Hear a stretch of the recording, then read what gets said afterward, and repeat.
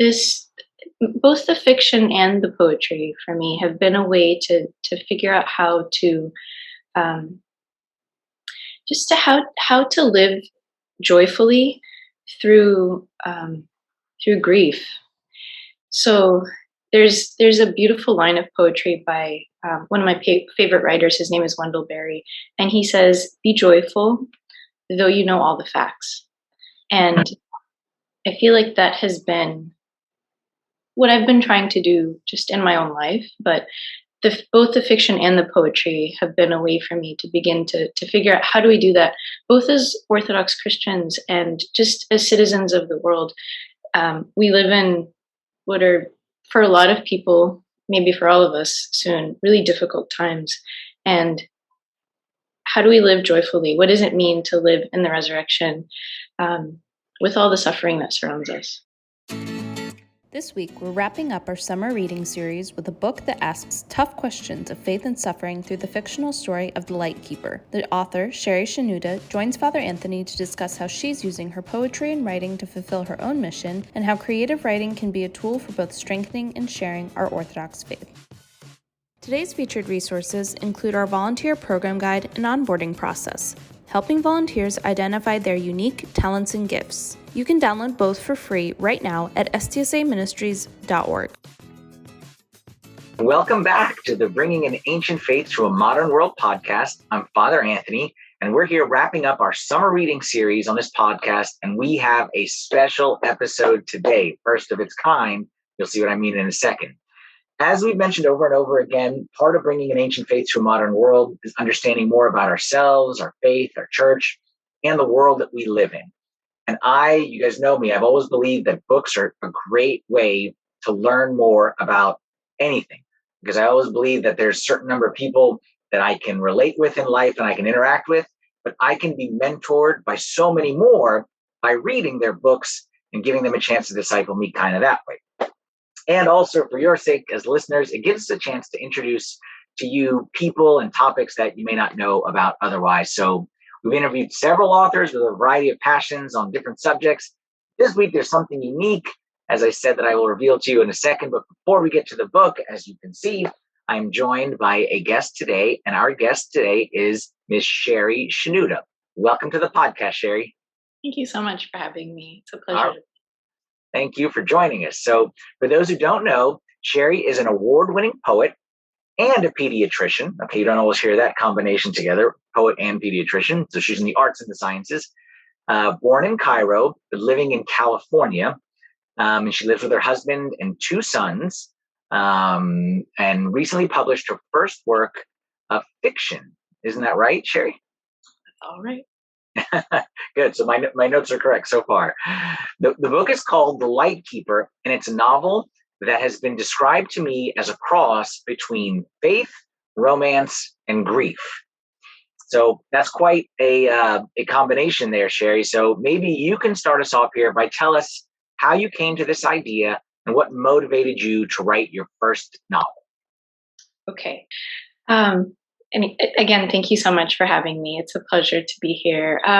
The novel came together as a way for me to kind of deal with my experiences throughout pediatric residency, actually, and to just sort of sort through some of the grief that I was seeing, and also a way for me to think about uncertainty and how it relates to our faith and our lives.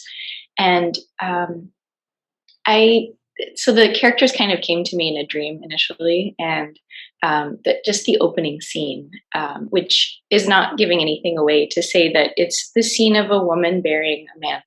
And I didn't know who the characters were. I didn't know where the story was going to go. That was it.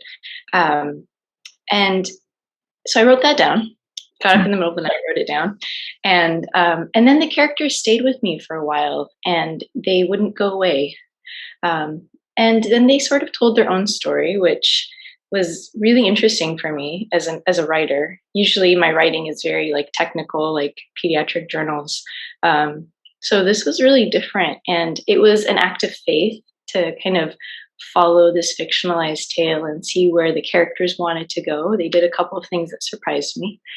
And Yeah, and it started there. It's also the beginning of my conversation with God about suffering and why it's allowed to exist in the world, and also a way for me to process what it means to help someone.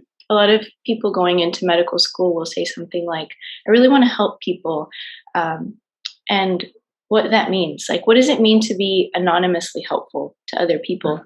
Can we help people if we don't know them?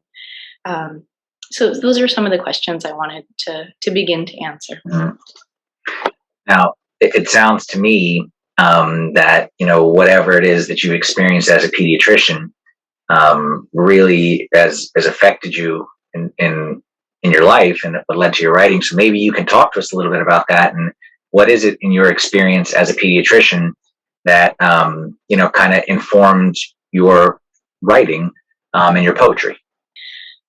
So yeah, so through pediatric residency, I experienced other people's trauma, and this both the fiction and the poetry for me have been a way to figure out how to um, just to how to live joyfully through through grief.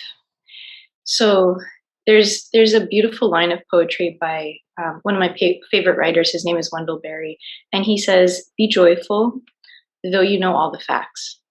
And I feel like that has been what I've been trying to do just in my own life. But both the fiction and the poetry have been a way for me to begin to figure out how do we do that, both as Orthodox Christians and just as citizens of the world.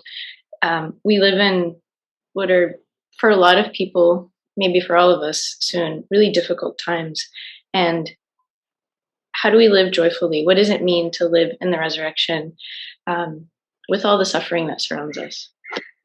Perfectly fitting the time that we live in right now to talk about this, because whenever you're listening to this, okay, if you ever listen to this in the future, we're recording this in the middle of a pandemic that's been going for more than a year. And I'm sure in your line of work, you've seen a lot of people affected by that. Um, as you were talking right there, I just was jotting down some Bible verses that came to my mind, which is 100% in line with what you're saying, which is one of my favorite Psalms, when it says that weeping may remain for a night, but rejoicing comes in the morning.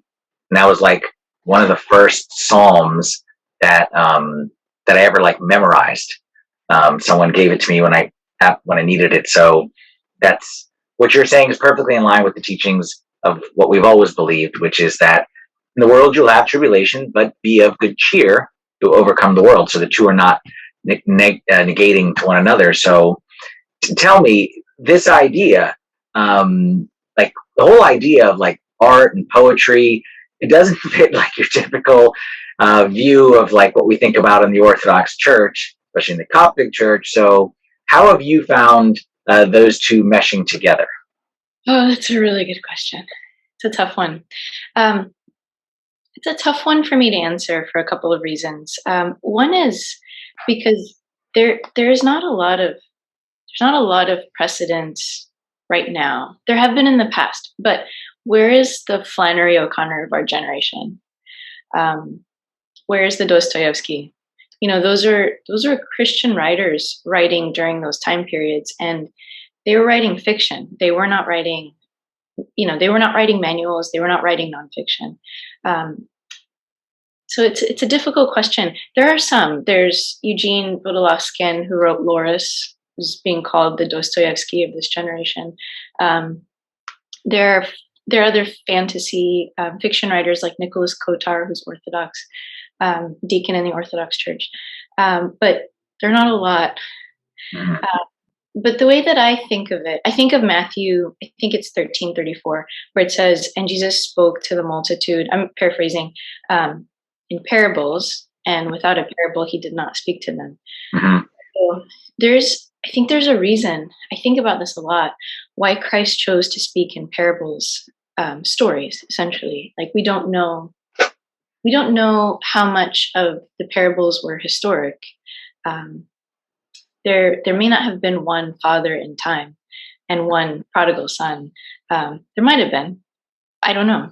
I don't know if we have a definite answer to that, but it's possible that that was a story, and he was, he was giving them a vehicle to understand the love of the Father and what it means to repent, and to return.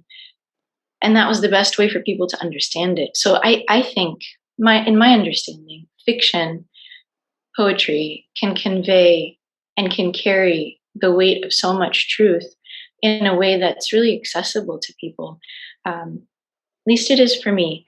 And I wish there were more. I wish there were more Orthodox writers, because I think, or Orthodox writers publishing, because I think people are writing and maybe not publishing, but that there was a way for us to express the love of God and truth and beauty through fiction, because I think it would give people that are coming into the church or seeking truth in a world that desperately needs truth, a way that's accessible into the Orthodox Church. I'm gonna to pause right here, okay, and just kind of highlight something that you said, which I loved so much. When you talked about parables, which for our viewers, parables are fiction. Okay, so in case you're wondering, like, no, parable, Jesus spoke in fiction. But I've always believed that the reason why Jesus spoke in parables is because if I tell you, God loves you, that's a non-fictional statement, and okay. But if I tell you God's love for you is like a father who lost his son, it's infinite. Okay, like, you can take the parables, like, for example, when we read the parable of the 4 types of soil, you can take a parable like that and you can just go deeper and deeper and deeper and deeper and deeper, versus love your enemies, okay, is good. But there's infinite amount of depth, okay, when you go into the parables. And I believe the same thing about your work, okay, with the fiction versus nonfiction. So more power to you. Keep up the good work.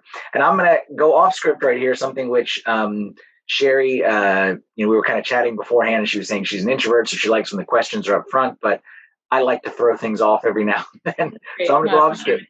You mentioned a lot of people are writing but not publishing.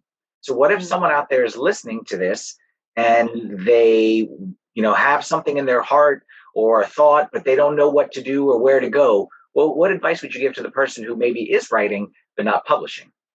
I decided to publish because I felt like maybe this story could speak to other people.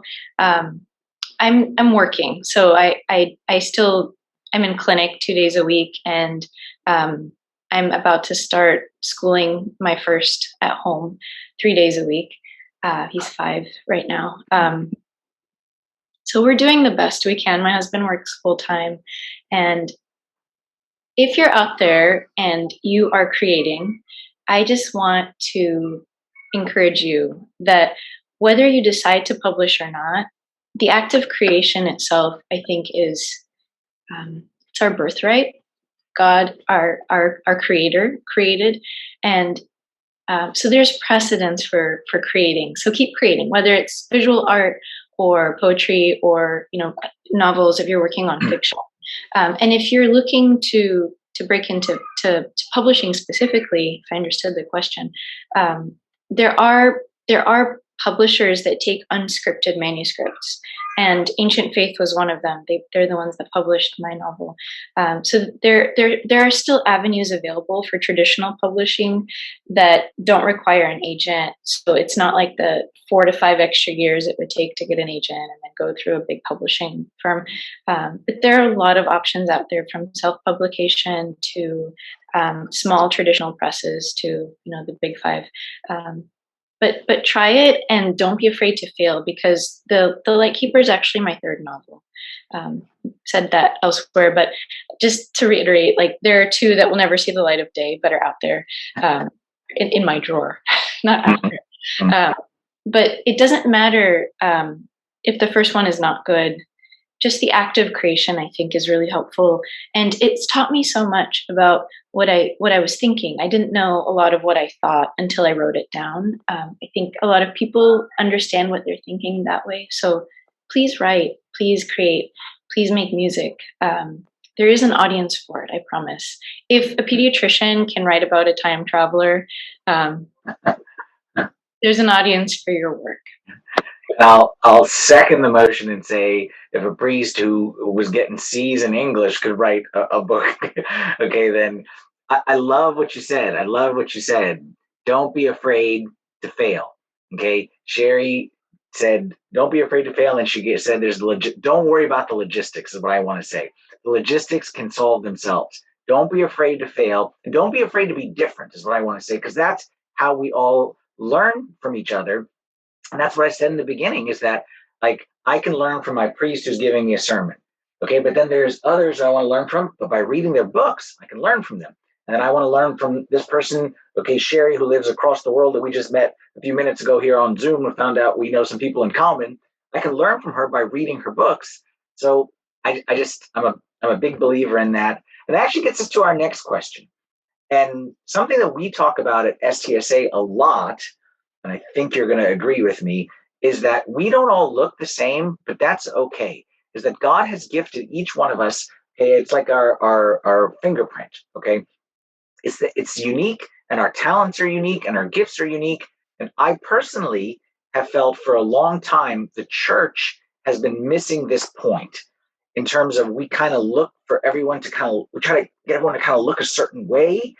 And I think when we expand our view and say that maybe, maybe that person who is unique or that person who is different, maybe they have something to offer as well. I think that's when the body of Christ really can do some damage in this world in a positive way. So our faith, our mission is bringing ancient faith to a modern world. Okay. And part of that is each one finding their unique talent and their unique voice. So tell us, how have you found your writing to be part of your unique mission in this world? Yeah, so it doesn't. I don't think it needs to be for everyone. Again, to encourage creators out there who are maybe not sure um, if their work has an audience. It doesn't have to be for everyone, but for the people that it is for, um, I think it's just a path that shows beauty, and that's for me. That's my mission across all the multiple domains of my life. In my marriage, at work as a doctor, at home with my kids, and through the writing. It's just to bring a little bit of serenity, a little bit of peace, um, and just the love of God in the form of beauty, to my friendships and to the people around me, um, and to sort of deal with uncertainty, because I think in the modern world there's so much that's uncertain. During the pandemic, um, where there's a lot of economic uncertainty, there's housing uncertainty here in California where I live. There's a lot of there are disparities, um, and I think uncertainty generally, anxiety for a lot of people. Um, it has just this has been a way for me to deal with, just figuring out how I can provide a little bit of beauty in an uncertain world. So I don't know if I answered your question directly, but that's sort of how I think of it. My own personal mission. So just going back to the novel for 1 second. So there's a picture of a marriage in the novel. It could have been friendship. I just wanted to depict love, and in the story, it's hard to talk about without spoilers. But fiction generally, I feel like it's hard to talk about without spoilers. But in the novel, using this portrait of a marriage, I wanted to deal with uncertainty, and in my own marriage, um, when we confront each other with disagreements, in the light of the fact that one of us is going to bury the other, that's certain. All of the other stuff becomes really small in comparison. So that's one way for me, I think, um, to deal with uncertainty and to project like peace and calm, um, through the fiction, but also generally in my life. Mm. It's beautiful. And what I wrote down right here is it's your way of showing beauty and revealing beauty as you're writing. And what I wrote down next to that is showing beauty equals showing Jesus, because there's no there's no good or beautiful without him, and just like there's no truth without him. So when a scientist discovers, you and your pediatrician life, when a scientist discovers truth, he's discovering Christ. He's revealing Christ to the world because Christ is the source of all truth. And same with beauty. So whether it's arts or sciences, in the end, it's all pointing back to him. So I love that.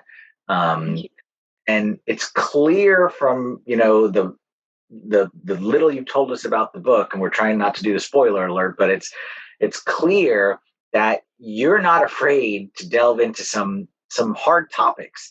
Okay, like you just said, marriage, and you talked about burying. One's going to bury the other. So, I mean, it's clear you're not afraid to delve into these topics and adversity. And I guess without giving away too much of the book, okay, just kind of teasing it, how can the journey that you wrote about of the Lightkeeper be an example to us as we navigate through the difficulties and uncertainties of this life, especially through the lens of our ancient faith? So, without spoilers, one scene that took me by surprise that I think might kind of help answer that question. The main character, the Lightkeeper, confronts the character of Wisdom, who's based on the Syrian fraction. So she's a type of Christ. And this scene came out of nowhere for me. And then I wrote it and I was like, I don't know if I can write this. Is this okay? And then it unfolded from there. But she comes at God with her really difficult questions, with her anger, her frustration, about suffering, specifically the suffering that she's seen in her life and in her work. And it comes out in a really physical way. And I would just say that I think when people potentially leave the church, it's not because they don't care. For a lot of people, I think it's because they care a whole lot. And that it's okay to come at God with our hard questions, our frustrations, and especially our hurts, because he's big enough. And he really sees, like, even when no one sees. I'm a mom of two little ones. There's a lot in my day that nobody sees, except God. The 17th time my kid has upturned a basket of toys, and it just feels futile sometimes, right? When you're mothering little ones, or at work, when I'm counseling a patient that I have a feeling is not going to listen to anything I've said. There's a lot that we do that feels futile, and God sees.